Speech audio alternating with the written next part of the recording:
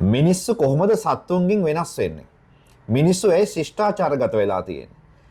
Facebook එකේ ඉහළ පහළ යද්දී මේ දින්ෂාන් ඉන්දීර ජයසංග කියන මහත්මයා ලස්සන ආටිකල් එකක් ලියලා තියෙනවා.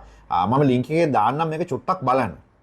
ඔයගොල්ලන් හැමෝම දකින්න ඇති මේ අර පෙට්‍රල් ෂෙඩ් එකකට ඇවිල්ලා ආබාධිත මිනිස්සෙක් මේ ස්විප් ටිකට් විකුණන මිනිස්සෙක් රුපියල් 500ක තෙල් ඉල්ලනවා.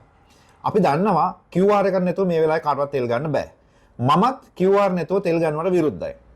නමුත් මෙන්න මේ දිල්ෂාන් මහත්තයා කියන කතාව ටිකක් වෙනස්. ඔහු මේ මාගරට් මීඩ් කියන මානව විද්‍යාඥවරියගේ පැහැදිලි කිරීමක් අරගෙන මෙන්න මේක පැහැදිලි කරනවා. සත්ත්ව ලෝකයේ සතෙකුගේ කකුලක් අස්තියක් බිඳුනොත් ඒ සතාගේ අස්තිය කවදාකවත් සුව වෙන්නේ නැහැ. ඒ කියන්නේ ඌ අනිවාර්යෙන්ම ඒක සුව වෙන්න කලින් මැරෙනවා. මොකද ඌට කෑම හොයාගන්න විදියක් නැහැ. හැබැයි එහෙම උකුල් ඇටයක් අස්තියක් බිඳුනට පස්සේ ජීවත් වෙන එකම සත්‍යය මිනිහා. මොකද ඒ මිනිස්සයව සුව වෙනකන් තව මිනිස්සු බලා ගන්නවා. අන්න ඒකට තමයි අපි ශිෂ්ටාචාරගත වෙලා තියෙනවා කියලා කියන්නේ. ඉතින් මෙන්න මේ තෙල් පොලිමට ආපු මෙන්න මේ මිනිස්සයා අපි දන්නවා ගොඩක් වෙලාවට මේ ආබාධිත අය මේ අටවගත්ත වාහනයකින් තමයි එන්නේ. සමහරවල්ලාට චැලි වගේ මොටරසයිකල් එකක් තමයි මේ විදිහට හදාගෙන එන්නේ. මේකට QR කේතියක් ලබා ගැනීමේ හැකියාවක් නැහැ.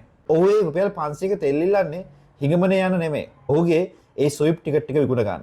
ඇත්තටම අපි නීති වලින් කොච්චර බැඳිලා තිබ්බත් සමහර වෙලාවට අපිට එකමුතු වුණොත් මෙන්න මේ වගේ අවස්ථාවලදී manussත්වයට ඉඩ දෙන්න හැකියාවක් අපි හැමෝටම තියෙනවා. ඉතින් ඔයාලත් මේ වගේ අවස්ථාවක් ලැබුණොත් මිනිස්සෙක් විදිහට වැඩ කරන්න පැකිලෙන්න එපා.